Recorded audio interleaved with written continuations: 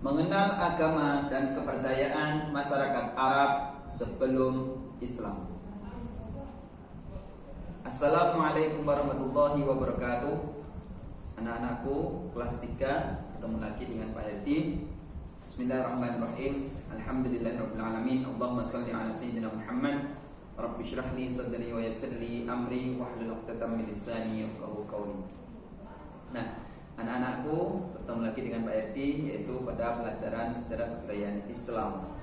Nah, pada hari ini Bapak akan menjelaskan tentang mengenal agama dan kepercayaan masyarakat Arab sebelum Islam, sebelum datangnya agama Islam. Nah, sebelumnya Bapak pasti sudah mengira kalian sudah menyiapkan buku paketnya, ya. Buku paket yang baru sejarah kebudayaan Islam sama insya Allah dengan buku paket yang lama tahun kemarin. Nah, sebelum lebih lanjut Bapak menjelaskan tentang mengenal agama dan kepercayaan masyarakat Arab sebelum Islam, terlebih dahulu Bapak akan sedikit menyinggung pelajaran yang kemarin, yaitu tentang mengenal perekonomian masyarakat Arab sebelum datangnya agama Islam. Nah, jadi sebelum menginjak ke halaman 33, kalian buka halaman 19 terlebih dahulu, ya. Sudah siap? Nah, anak-anakku, mengenal ekonomi masyarakat Arab sebelum masuknya atau sebelum adanya agama Islam. Nah, masyarakat Arab sebelum datangnya Islam, ya, perekonomiannya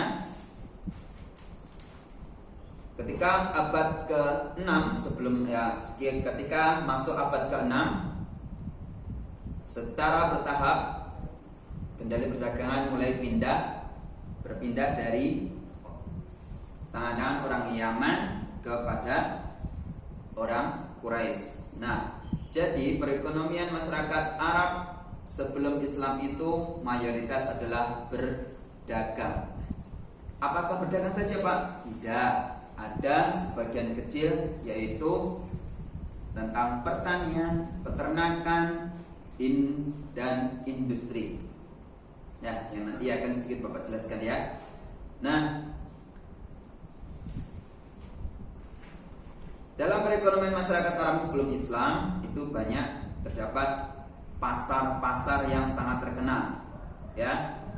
Yang pertama pasar Ukas, pasar Madinah, dan pasar Majaz. Nah, selanjutnya jenis perekonomian masyarakat Arab sebelum Islam itu diantaranya yaitu pertanian dan peternakan.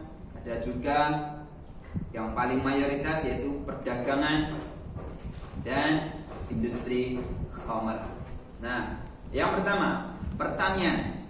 Pak, katanya di dataran Arab itu wilayahnya semuanya berpadang pasir, Pak. Iya, itu kan mayoritas. Ada sebagian wilayah yang subur seperti Taif, Najd, dan Khaybar serta Yaman. Itu yang masih mempunyai curah hujan dan tanahnya juga subur. Nah, di dalam pertanian mereka menghasilkan sayur mayur, buah-buahan, dan rempah-rempah. Nah, selanjutnya ada yang berkebun. Seperti apa yang paling terkenal, nak? Perkebunan di Arab yang makanannya, buahnya sering kalian nikmati di saat bulan puasa ataupun di saat Idul Fitri. Apa jenis buahnya? Yaitu kurma. Nah, di Arab itu juga banyak terdapat perkebunan kurma. Nah, itu jenis perekonomian masyarakat Arab sebelum Islam. Sudah ada pertanian, buah-buahan, sayur-sayuran, rempah-rempah, dan juga perkebunan kurma. Selanjutnya peternakan. Nah, peternakan ini biasa dilakukan oleh suku Arab pedalaman. Nah, disebut suku apa nah? Ini yang perlu kalian garis bawahi, yang perlu kalian ingat, yaitu suku pedalaman yang menggeluti bidang peternakan, yaitu suku Baduy. Nah, mereka ini sering berpindah-pindah dengan tujuan apa? Berpindah-pindah dari satu lembah ke lembah yang lain untuk mencari makanan ternaknya. Nah, apa saja Pak binatang ternaknya? Ya, seperti unta, biri-biri, ya, kambing, yang dengan tujuan untuk menghasilkan apa kalau peternakan? Daging bisa, susu bisa, kulitnya bisa untuk kerajinan. Nah, itu jenis perekonomian masyarakat Arab pra-Islam dalam bidang peternakan. Selanjutnya perdagangan. Nah, ini yang mayoritas yang dilakukan oleh masyarakat Arab sebelum datangnya Islam. Nah, perdagangan, kalian lihat halaman 22. Nah, perdagangan dikerjakan oleh suku Arab yang tinggal di daerah perkotaan otomatis. Yang di daerah kota-kota itu mereka pasti yang paling banyak dilakukan pekerjaannya adalah berdagang. Nah, orang yang suku Arab yang tinggal di kota yang sering melakukan atau mengerjakan aktivitas perdagangan ini disebut Ahlul Hadar. Ini kalian garis bawahi. Apa Pak Ahlul Hadar? Kalian lihat di buku kalian halaman 22, yaitu kegiatan perdagangan yang dijalankan oleh kalangan bangsawan Quraisy. Seperti siapa? Seperti bangsawan Hashim, ya, Abu Lahab, Abu Thalib, Abu Sufyan, Abbas, Zubair, dan lain sebagainya. Mereka semuanya adalah bangsawan-bangsawan Quraisy. Nah, yang banyak melakukan perdagangan. Nah, yang perlu kalian ingat dalam perekonomian jenis perdagangan ini, masyarakat Arab sebelum Islam melakukan perdagangan ketika musim panas. Itu mereka berdagang, melakukan perjalanan berdagang atau kafilah namanya. Ini kalian bisa ingat-ingat, yaitu kemana nak? Ya, ke Syam. Kalian lihat bukunya, ya, sambil perhatikan video Bapak, sambil perhatikan pula buku kalian, dan juga bisa kalian garis bawahi. Nah, sedangkan pada musim apa? Musim dingin. Nah, musim dingin itu masyarakat yang aktivitasnya berdagang melakukan perjalanan ke mana? Yaman. Ingat-ingat, kalau musim panas kafilahnya ke Syam, kalau musim dingin kafilahnya ke Yaman. Nah, selanjutnya jenis perekonomian masyarakat Arab pra-Islam yang selanjutnya yaitu industri. Nah, industri pada masyarakat Arab pra-Islam yang paling banyak adalah industri khamr. Nah, industri khamr ini salah satu industri masyarakat Mekah. Jadi perkotaan ini ya, adalah memproduksi khamr. Khamr itu apa tanah? Nah, khamr itu sebuah minuman yang terbuat dari anggur dan kurma yang melalui beberapa proses sehingga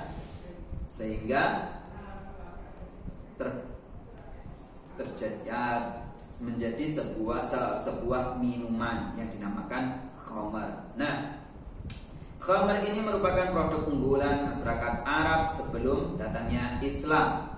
Nah, mereka menjual khamr ini dengan keuntungan yang sangat tinggi karena produk ini merupakan produk yang sangat laku di pasaran.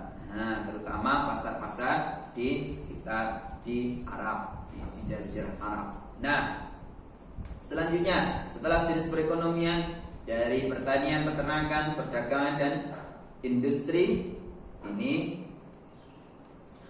Bapak jelaskan juga, Bapak sampaikan juga pusat-pusat perekonomian masyarakat Arab sebelum Islam. Pusat perekonomian mereka disebut pasar. Nah, pasar yang paling kamu ingat, yang paling kalian harus ingat yaitu pasar yang sangat terkenal, yang sangat kuno atau tertua, yaitu pasar Ukaz. Nah, ini berada di Semenanjung Arab sejak tahun 500 sebelum Masehi. Nah, di mana letaknya? Di antara Taif dan Mekah, tepatnya di Al-Aida. Nah, pasar Ukaz ini diselenggarakan pada 1 sampai 20 Zulqa'dah. Di dalam pasar ini juga kemarin sudah Bapak sampaikan juga ya, ada sebuah pertunjukan syair di mana nanti yang akan mendapatkan penghargaan akan tulisannya, syairnya akan digantung di Ka'bah, ditulis dengan tinta emas di dinding Ka'bah. Nah, itulah ya. Apa saja yang dijual Pak di sana? Barang dagangan yang dijual di pasar Ukaz itu banyak saja ya. Apa? Termasuk permadani, tenda, bulu domba, tembikar, peralatan, perhiasan, parfum dan hasil bumi lainnya. Nah, dari jenis-jenis perekonomian tadi kemudian disalurkan di pusat-pusat perekonomian, yaitu pasar-pasar di Jazirah Arab. Nah, selanjutnya pasar Madinah. Pasar ini diselenggarakan tanggal 20 sampai 30 Zulqa'dah. Nah, selanjutnya pasar Zulmajaz. Ini pasar-pasar yang menjadi pusat perekonomian masyarakat Arab sebelum adanya Islam, yaitu pasar Ukaz, pasar Madinah, dan pasar Zulmajaz. Nah, pasar Zulmajaz ini pasar yang terkenal antara Ukaz dan terletak antara Ukaz dan Mekah. Nah, aktivitasnya diselenggarakan pada tanggal 1 sampai 7 Zulhijjah atau hari Tarwiyah, saat ibadah haji dimulai biasanya ya. Nah, selanjutnya praktek perdagangannya bagaimana Pak?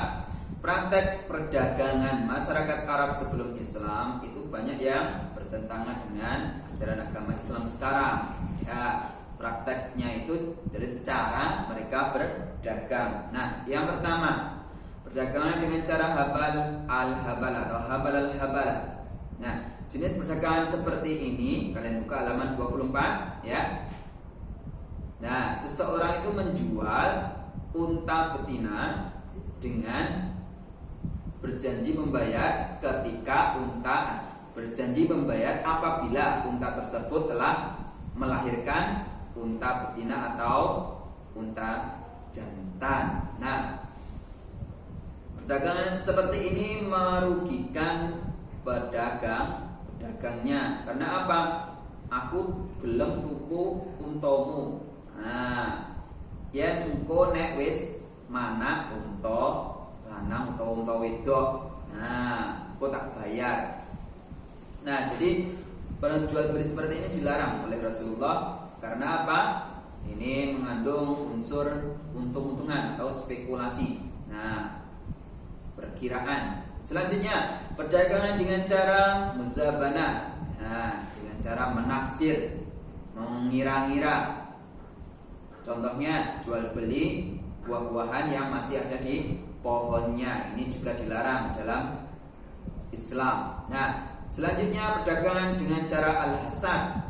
Nah, pada awal jual beli transaksinya, penjual akan menyuruh si pembeli melempar batu kecil atau kerikil. Setelah kerikil itu dilempar, maka di tempat jatuhnya kerikil tersebut merupakan batas barang yang harus dibeli. Jadi menguntungkan para penjual ini ya. Nah, ini juga dilarang. 4. Perdagangan dengan cara muhaqalah, yaitu apa nak?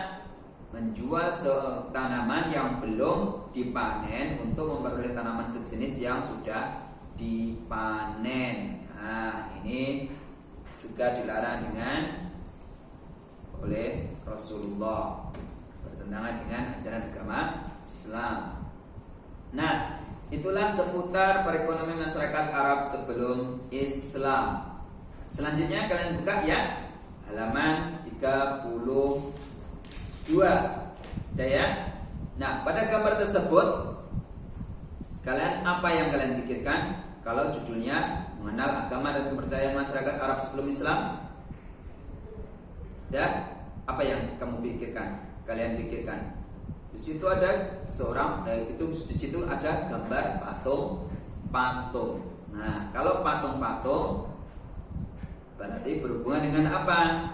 Sebelum datangnya ajaran agama Islam, ayo, masyarakat Arab suka menyembah apa nak? Nah, berhala.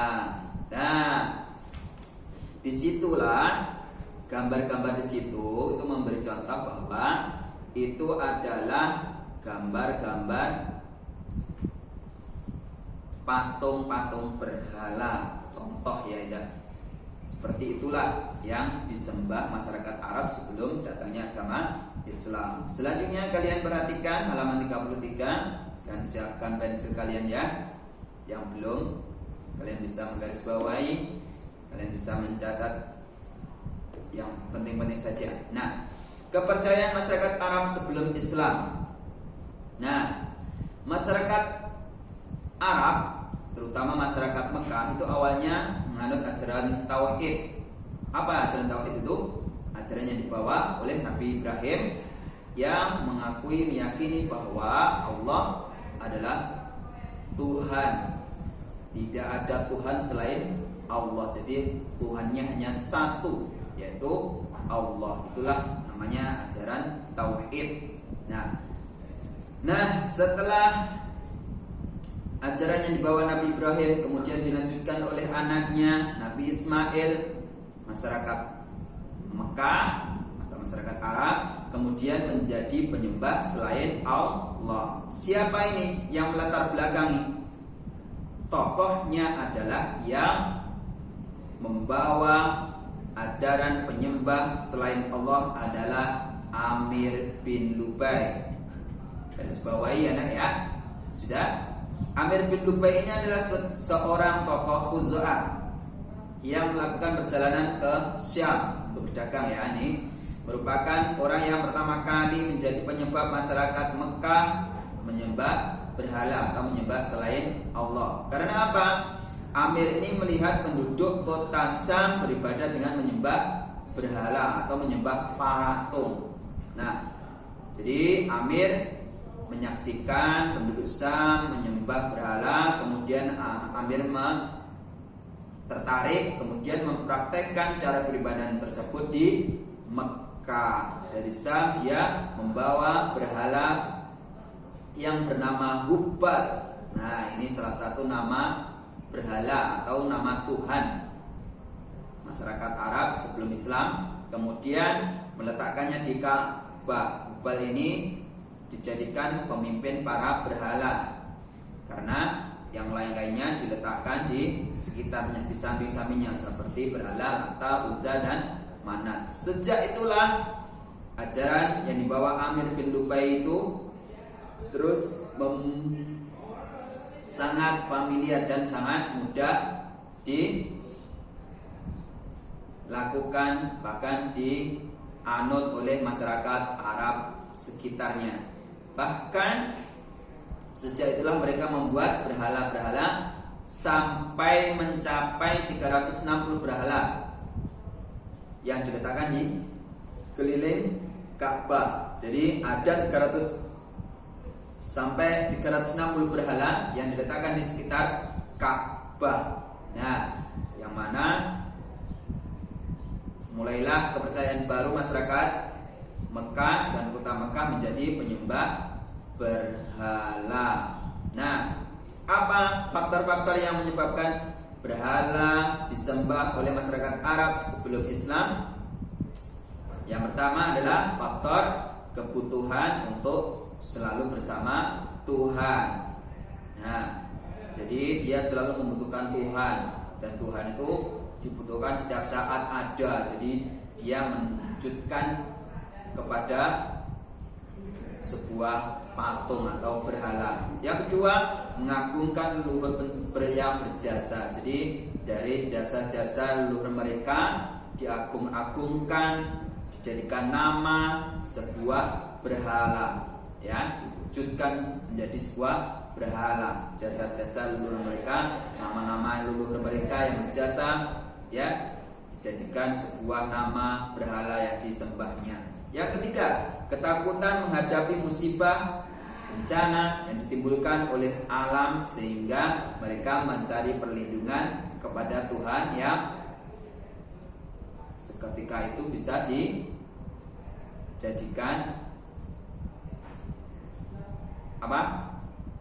dijadikan perlindungan, tempat perlindungan, tapi kenyataannya tidak bisa. Jadi dia takut kepada bencana dan meminta pertolongan kepada selain Allah. Karena apa? Dia mengira Tuhannya sudah dekat di depan kita, yaitu berhala gitu di depan mereka, maksudnya, ya, seperti itu. Nah, adapun bentuk berhala atau bentuk Tuhan yang disembah oleh masyarakat Arab sebelum Islam yaitu ansab. Yang pertama yaitu berupa batu yang memiliki bentuk. Yang kedua ausa, patung yang terbuat dari batu. Yang ketiga asnam, yaitu berupa patung yang terbuat dari kayu, emas, perak, dan logam. Nah, itulah bentuk berhala. Adapun sesembahan masyarakat Arab sebelum Islam itu mempunyai nama-nama, yaitu berhala-berhala mereka itu mempunyai nama-nama yang seperti Lata, Uzza, Manat, Hubal, Manaf, dan Wat serta Suwa. Dan juga ada malaikat dan jin dan ruh. Nah, yang pertama Lata. Nih kalian buka halaman 34 ya. Lata adalah orang yang membuat masakan berupa adonan roti untuk jamaah haji yang datang di Mekah.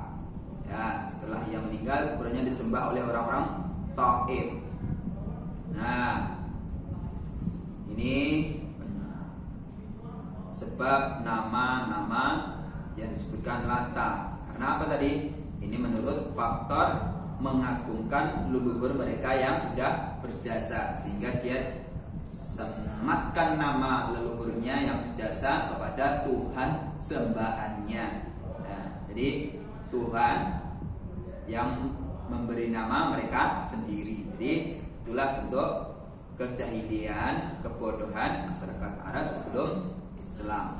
2. Uzza adalah nama dari suatu pohon yang dianggap keramat disembah oleh masyarakat alam. Ya, berhala ini muncul setelah Lata berada di Wadi Nakhlah. Ya. Nah, selanjutnya Manat. Nah, Manat merupakan berhala yang berbentuk patung, ya, yang mana ini pada masa Ali diperintah oleh Rasulullah untuk menghancurkan berhala tersebut. Yang keempat Hubal. Nah, ini yang perlu kalian ingat-ingat terus. Hubal merupakan patung berhala sesembahan masyarakat jahiliyah yang paling besar di Ka'bah saat itu, yang mana sebelumnya Bapak sudah sampaikan bahwa Hubal adalah pemimpin dari berhala-berhala yang lain yang jumlahnya 360 ya, yang di sekitar Ka'bah tadi ya. Selanjutnya Manaf. Nih berhala yang selalu dipuja oleh kaum perempuan. Nih kalian harus ingat pengertiannya ya. Nah, keenam Wat. Ini nama orang soleh kalangan kaum Nabi Nuh yang kemudian namanya dijadikan patung lalu disembah oleh masyarakat jahiliyah. Nah, yang ketujuh Suwa merupakan salah satu patung kaum Nabi Nuh yang kembali ditemukan, diberikan kepada Munzir bin Nizar kemudian untuk disembah oleh masyarakat jahiliyah. Nah, yang kedelapan malaikat. Nah, sebagian kecil masyarakat Arab ini menyembah atau menuhankan malaikat karena mereka menganggap bahwa malaikat adalah anak perempuan Tuhan atau anak perempuan Tuhan yang disembah. mereka. Nah, yang kesembilan yaitu jin dan roh. Masyarakat Arab mempercayai juga dengan menyembah jin dan roh leluhur mereka yang mereka anggap berjasa. Nah, mereka mengadakan ritual, ya, sering mengadakan penyembelihan binatang sebagai sesaji, nah, untuk jin dan ruh leluhur mereka yang mereka puja-puja. Nah, karena dengan tujuan untuk terhindar dari bencana-bencana bahaya yang akan menimpa mereka. Nah, mungkin cukup itu penjelasan dari Bapak tentang sedikit memflashback atau menjelaskan ulang perekonomian masyarakat Arab sebelum Islam dan juga mengenal agama dan kepercayaan masyarakat Arab sebelum Islam. Nah, mungkin pesan Bapak yaitu kalian harus mempunyai catatan kecil atau garis bawah, kemudian kalian catat di buku, ya, dengan bahasa kalian sendiri-sendiri, sehingga kalian setelah membaca pelajaran materi tersebut kalian tahu, tambah pengetahuan baru. Nah, cukup sekian dari Bapak, ya. Tetap jaga kesehatan, semoga wabah ini segera berakhir dan kita bisa bertatap muka secara langsung. Amin, ya. Cukup sekian dari Bapak. Mari kita akhiri dengan bacaan kafaratul majlis. Subhanakallahumma wa bihamdika asyhadu an la ilaha illa anta subhanaka wa atubu ilaik. Astaghfirullahaladzim. Assalamualaikum warahmatullahi wabarakatuh.